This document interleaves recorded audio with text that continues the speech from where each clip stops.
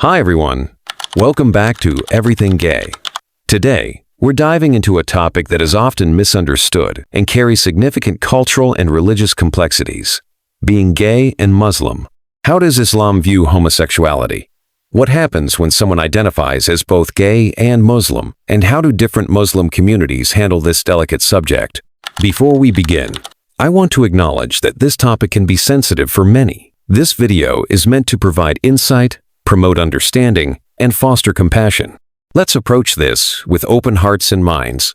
To understand how homosexuality is viewed in Islam, we need to start by looking at the religious texts.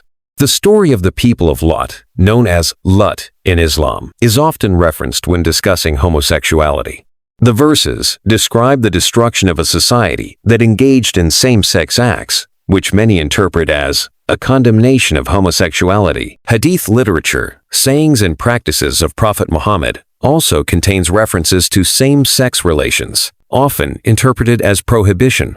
However, interpretations of these texts can vary widely depending on cultural, historical, and theological perspectives. Most traditional Islamic scholars view same-sex relations as sinful and contrary to Islamic teachings.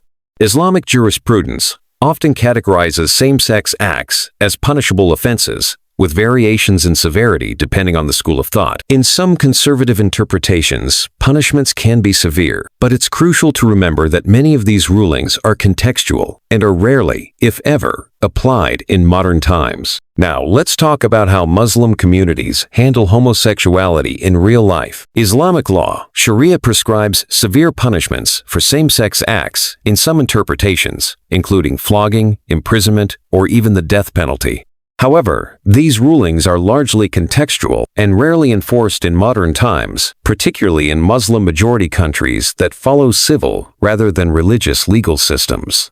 In countries like Saudi Arabia, Iran, and Afghanistan, homosexuality is criminalized, and those who are openly gay risk severe punishments, including imprisonment or death.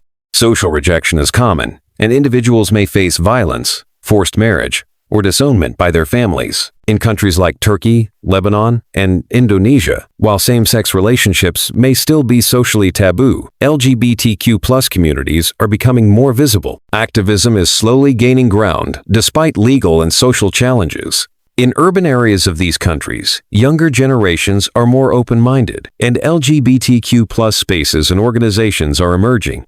In Western countries with Muslim immigrant populations, responses to homosexuality vary widely. Some families and communities maintain conservative views, while others adapt to more accepting cultural norms. Meanwhile, family is central to Muslim culture, and reactions to a family member coming out as gay can be complex. Some families may disown LGBTQ+ members, believing that homosexuality brings shame to the family.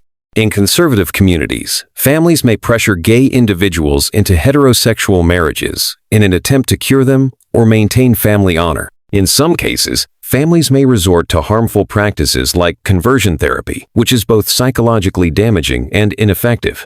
So, what are the internal struggles of being gay and Muslim?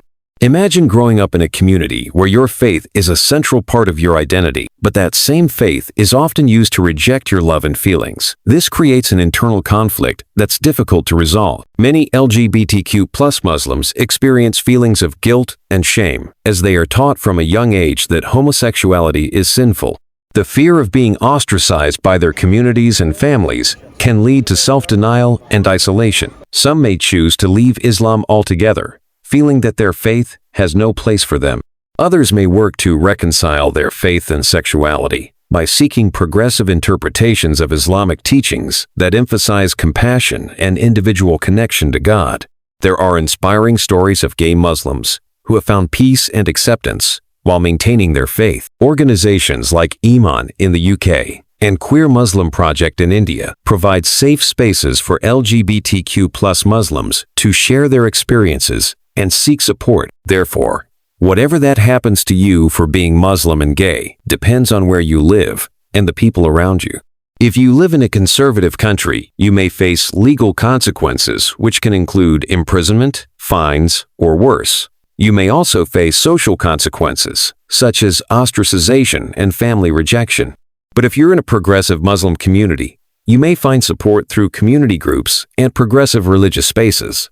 And let's not forget the online world, where many gay Muslims find a safe space to share their stories and connect with others. To all my viewers who are gay and Muslim, I want you to know this. You are not alone, and you are not forgotten. I want you to know that there are people and communities who will love and accept you. Thank you for watching this important video. If you found it helpful or inspiring, please like, share, and subscribe to Everything Gay. And if you have a story or perspective to share, drop it in the comments. Let's build a world where everyone feels seen, heard, and loved.